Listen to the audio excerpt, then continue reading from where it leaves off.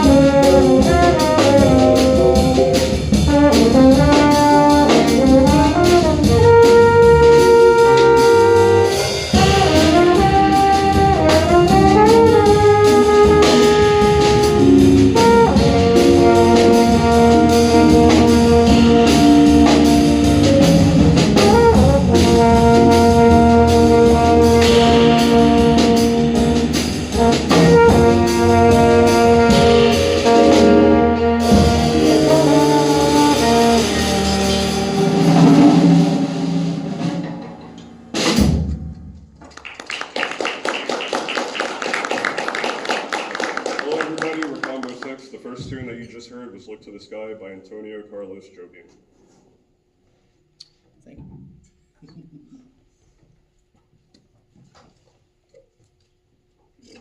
Hi, I'm Alex. I'm going to sing you a standard called Like Someone in Love. It's by Jimmy Van Housen with lyrics by Johnny Burke. It was for a movie in the 40s, but it's a standard. There's a bunch of versions of it, so hope you enjoy.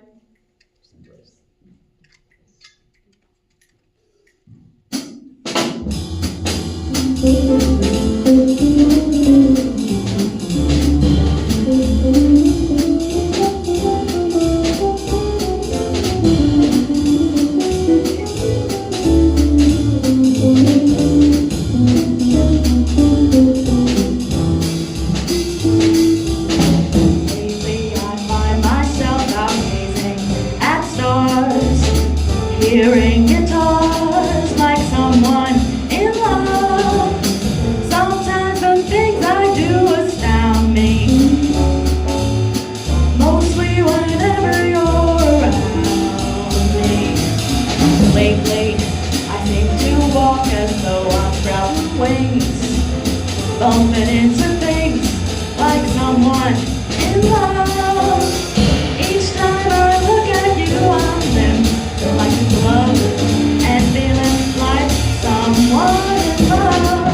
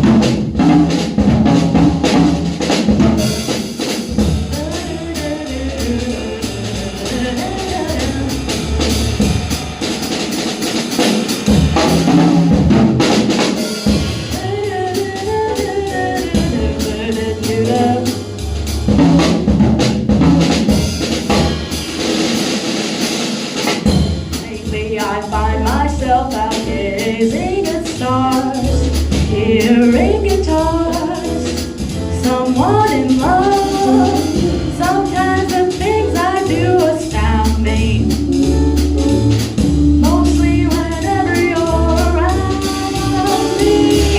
Lately I seem to walk as though I'm sprouting wings, bumping into things, I'm clumsy in love. Each time I look at you, I'm limp like a glove and feeling like someone. I'm feeling like someone. I'm feeling like someone in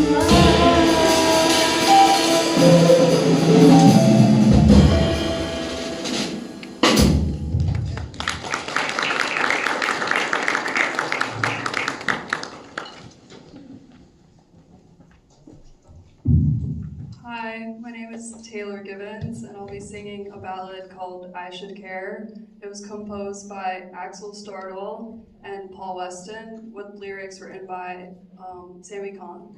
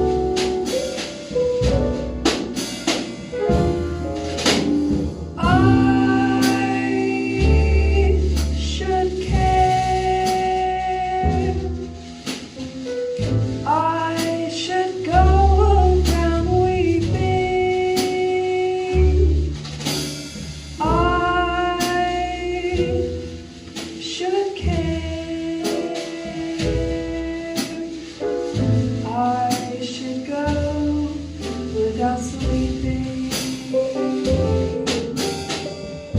Strangely enough, I sleep well, except for a dream or two. But then I count my sheep well. Funny how sheep can lull you to sleep. So I should care. I should let it upset me. I should care, but it just doesn't get me. Maybe I won't find someone as lovely as you. So I should care, and I do.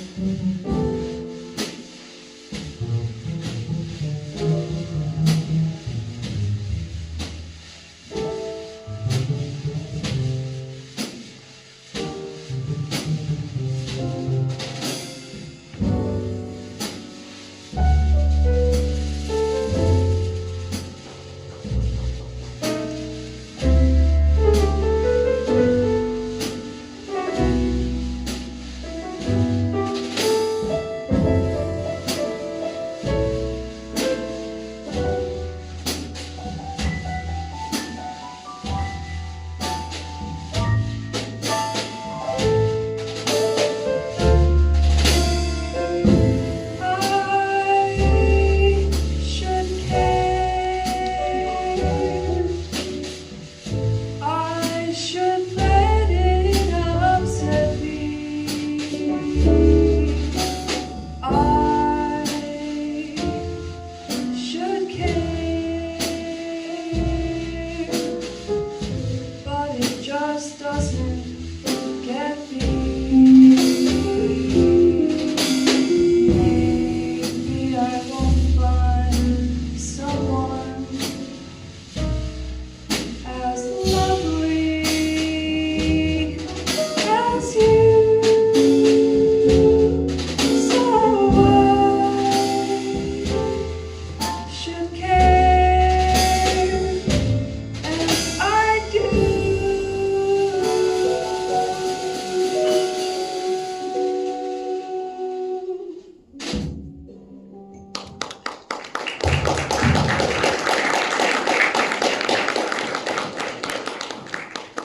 That was I Should Care. The next two we're going to be playing is a standard as well, Olivia. So I hope you will enjoy it.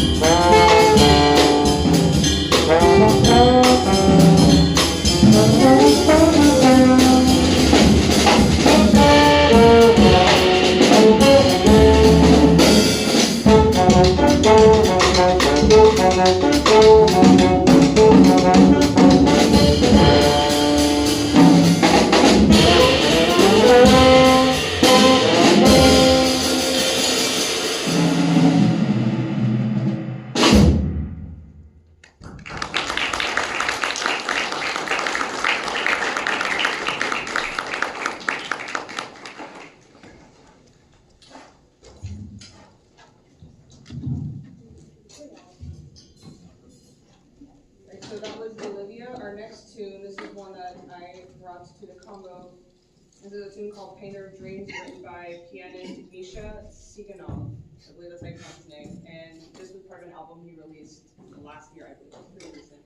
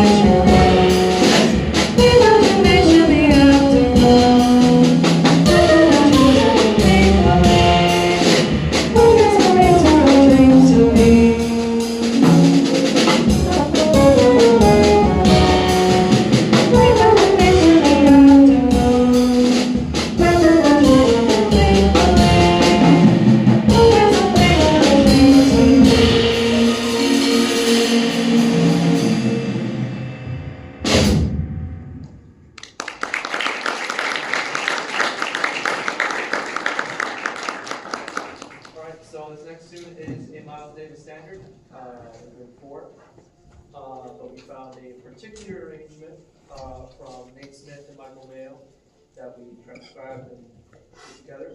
So hope you enjoy it. This is 4.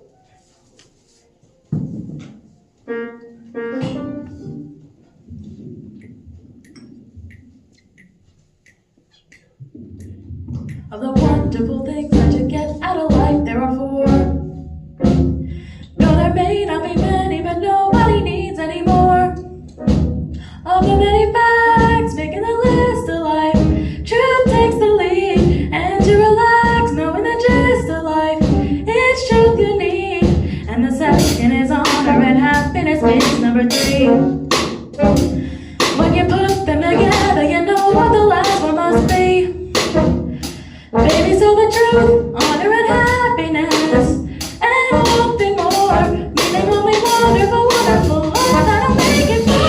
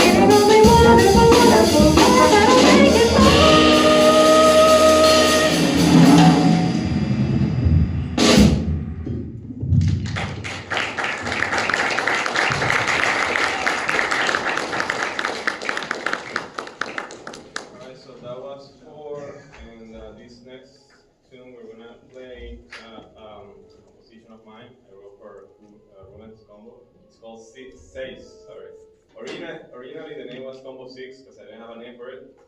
And then Roman was like, hey, it's Latin tune, so let's just call it 6, right, in Spanish. So there you go. This is 6, homage to Combo 6. It's not written in 6, should have been written in 6 probably.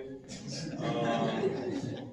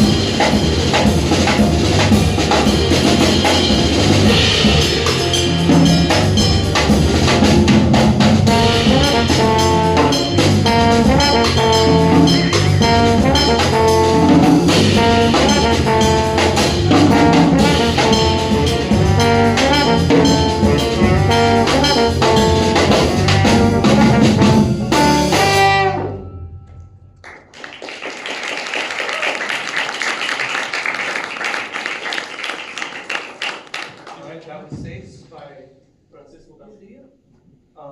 And the last tune we have for you today is called On the Ginza from Mark Blakey. This tune features nobody wants to do it.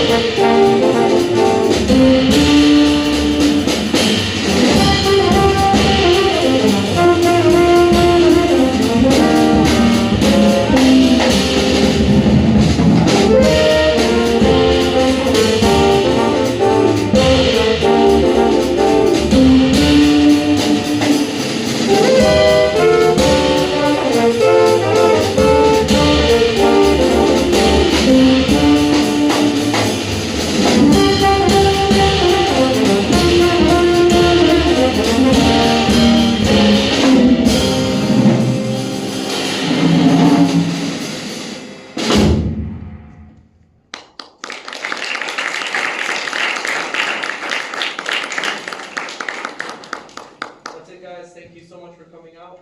Thank you for supporting us. We worked really hard on these tunes, so I really hope you enjoyed. And also our vocalist too. Oh, yes. Don't move.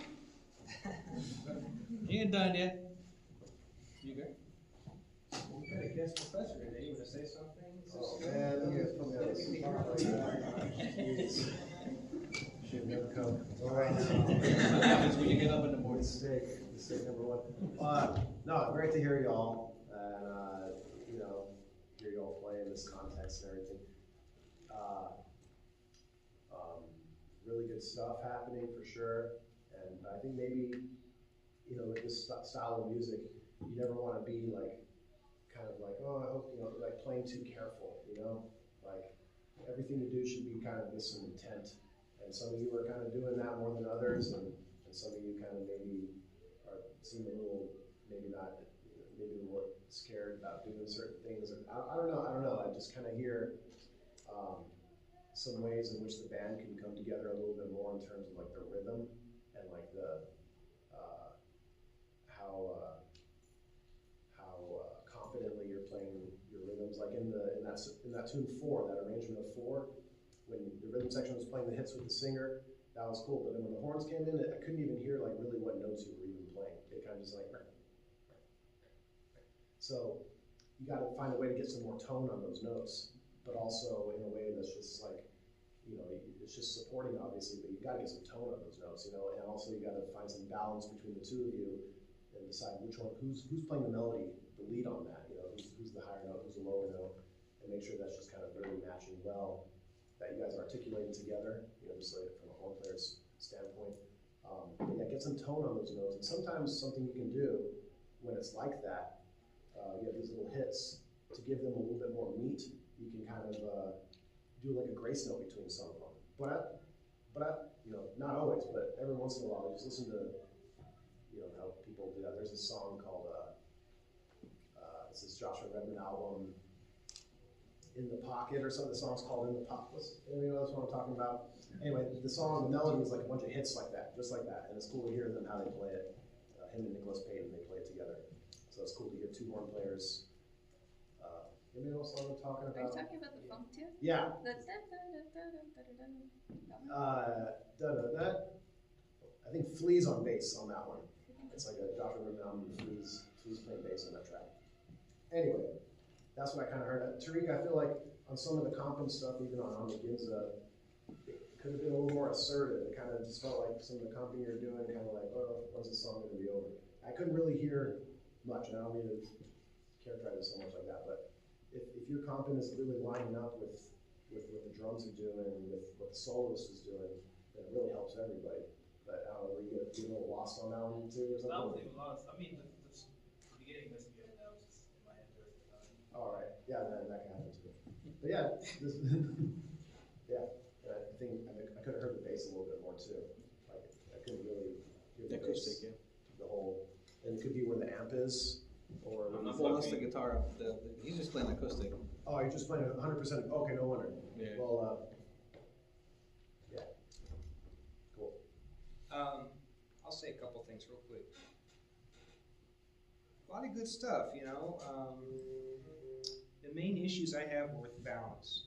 So Ralph, you're too loud, buddy. Have I told you that before? Yes. Okay, well, I mean, you're putting these things in your ears. Do you have to do that? I just do it so that I can, that way I can actually listen to what I'm doing instead of getting like the excess tones. Well, look, I know drummers that wear earplugs when they play because they have really bad tinnitus because they've damaged their hearing. And it's important to protect your hearing. But you shouldn't be playing loud enough now that it's going to hurt your hearing. So I have a very hard time balancing when I have to put earplugs in. I mean, sometimes I put them in because the band's loud. I have them on my keychain. I'm always ready. If people are too loud, I put my earplugs in. But then I don't really know how loud I am. I'm not able to because I don't do it very much. So if you're going to put stuff in your ears, you're going to have to figure out, because I mean, a lot of times you could play it half that loud. That's why we couldn't hear the bass. Also, Frank, you could plug closer to the bridge. You're like 4 or 5 inches from the edge of the fingerboard. You need to be right at the edge of the fingerboard. it'll make the bass twice as loud. Tariq, you need to comp louder. You know, I heard you fine when you were soloing, you're putting it out there, it's great. But man, like when the vocalists are singing, I really couldn't hear the harmony too much because the drums are pretty loud and the bass and piano were pretty soft. I couldn't hear the bass, so I was trying to like make sure I was in line, so that's probably why I was playing soft too. Sam, pretty good volume with your solos, you know, that was nice. I think all of you guys for the improv, I mean, I know you're trying to make the changes, that's important. But at some point, it's not about just playing changes, it's about making melodies, right? Sam, you did a good job on that tune that you brought in. That's a hard tune, but you seem to really be into that, so you kind of nailed that one. And look, Bolivia is a very hard song to make melodies over the hard part, right? You know, but make sure you at least know the regular melody. Do you know the melody, Tariq, of Bolivia? All right, well, that's going to help you a lot. It's the moral of the story today from my other class too. You got to learn the melodies. If you're going to solo on a tune, you got to know the melodies, particularly on a tune like that. So you want to start thinking about how can I not just like play scales or changes or whatever and try to make melodies through the changes. So one exercise you can practice if you know the melody is creating a new melody using the old melody but new pitches. It's a good exercise to practice your phrasing. Because Sam, like sometimes you'll play really something cool and then you just keep playing. The film, yeah. Have I told you that before? Yes. Well, someday I'm not going to be here to keep telling you. You have to tell yourself. When you play something cool, take a rest, let it sink in, you know, it'll be more impactful that way. Like if you're a composition major too, right? So think about composing, a solo is composing a melody, and there's phrases, and the phrases have ends, you know. It's not just about like playing the right notes on the right chords eventually, you know. But that's what I have to say. Cool. To add to that, when it comes to the blowing, we talked about this a lot, but especially recently. Know the style, know the genre, even within jazz, know the vocabulary of it. I mean, I see a lot of improvement since you guys started playing together as an ensemble, like general ensembles. It's night and day from when you guys first started playing together. Different room, different balance. But when it comes to the soloing, this goes for everybody. Listen more, transcribe. That's the best way to get the vocabulary for each one of these different genres that you're playing on this stuff. Hey Alex, the standard you did, what was that? The standard? Which one was it? Yeah. Is that your key? Yes. I don't know why. It seems a little low for you. Yeah. I don't know why. I usually can't hit that, but Originally it was in G. She was going to do it in G. Did you change gears? Let's do it in F. Yeah, make sure I mean, I know you have like other people in the band, but try to make sure it's in a key that you feel comfortable with. It's important. yeah, I usually can't do it in that key. Well, it's not just because you can do it in a key. You want to do it in the key that's best, that you really feel good about. No, I know, but I've been practicing in that key for forever, and usually it sounds better than that. Sometimes singers change their keys based on how they feel too. Isn't that true, Dr. Lyons? What am I being wrong with now? I know some singers will be like, oh, I can't do it in this key, let's do it down in this key. Sometimes the nerves also get to you. One of the first things to go, especially for anything that has to do with winds, whether you're a horn player or a singer, you get nervous, man, and your breathing becomes shallow, and we stop projecting. You know, so you gotta literally practice standing in front and performing. I mean, that's kind of what you're here for. Taylor, nice job with that really hard melody. Just make sure you guys don't cover her up. I know you turned the mic up some, but you guys also really came down on the head out. It helped a lot, especially trombone. You got to be careful because you got it's a big sound. So when you played into the stand, that was a lot better. Good recovery. Yeah. All right, let's give them a hand, guys.